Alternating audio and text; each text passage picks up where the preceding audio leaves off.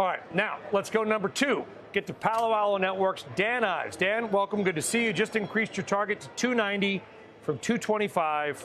Why? It's a golden age for cybersecurity, and Palo Alto continues to be, in my opinion, it's a table pounder. I mean, they're gaining more and more share within the cloud. Our checks have been stronger, as the year has gone on. And I think this is really one, it's not just multiple expansions, it's free cash flow.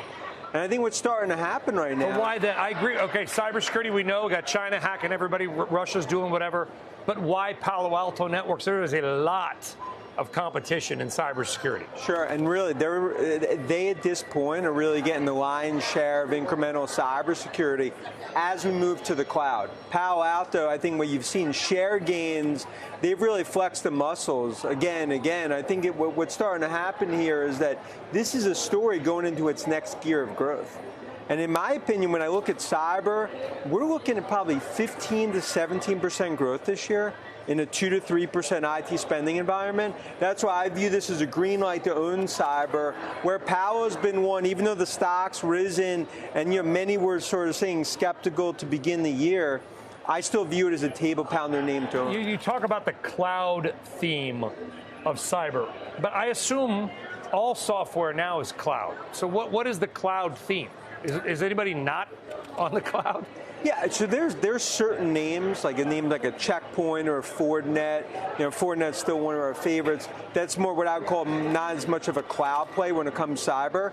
But that's really names like Zscaler, CrowdStrike, Palo Alto. What they've really become right now is, I'd almost say they're a mini Microsoft of cybersecurity. Okay. And what I love about it is that these free cash flow names now start to ramp more and more. I still think it's under-owned. And I think what we're seeing across the board is cybersecurity.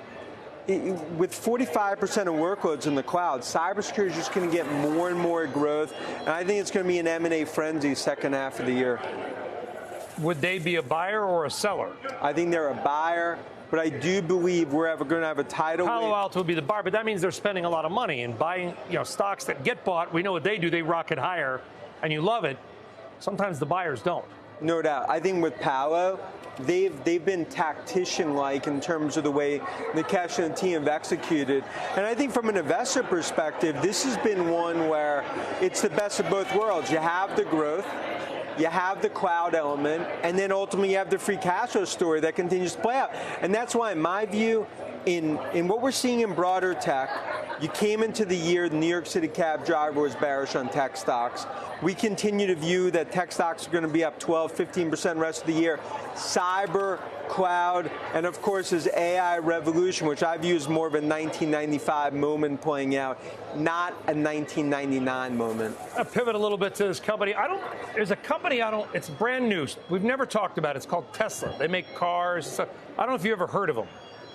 I've heard of them once or twice. Yeah. Today. Yeah, we've been talking about them a lot because they've been on an epic run. I think they fell yesterday, ended a 13-day streak. They're up 2% again today. They've added $250 billion in market cap. Teslarians, they love their cars. We just had Phil LeBeau on about BYD, the China company. They're not in the U.S. yet. They may never come, but they probably will. Are we missing anything on the Tesla story? Well, I think it's really been what I'll call an AWS moment, because what's starting to happen now with the supercharger network, in terms of what we saw with, of course, the start with Ford and then of GM, the sum of the parts story of Tesla, and I think AI is going to be the next piece, is now starting to be realized. And I think ultimately what's really happening is margins are troughing. Units in terms of demand in China, I think it's ultimately going to hit the year number. And I think a lot of those bears, they're going into hibernation mode as the stock continues to move higher. What about here, though? Are the sales matching the stock? I mean, I talked to a dealer, not a Tesla dealer, obviously. They don't have dealers. But a national auto dealer a couple days ago, and he was saying that their channel check suggested that Tesla inventory is building. I don't know. Yeah, inventory is definitely built a little in the U.S. We've seen the 6 price cuts, but the hearts and lungs of the Tesla story, what ultimately drives the stock is the China story. I mean, that's really the core DNA of the growth. And now what we're really starting to see is growth, and we talk about BYD and what Phil talked about. I believe in China, they're a share gainer. And I think Musk being in China as well just shows they're going to be playing nice in the sandbox in Beijing while they continue to build out in the U.S. And I think that's why, in my opinion, Tesla is going to be $1 trillion market cap. And Elon Musk was just in the aforementioned China. And Ives, good to see you. Thank you. Thank you.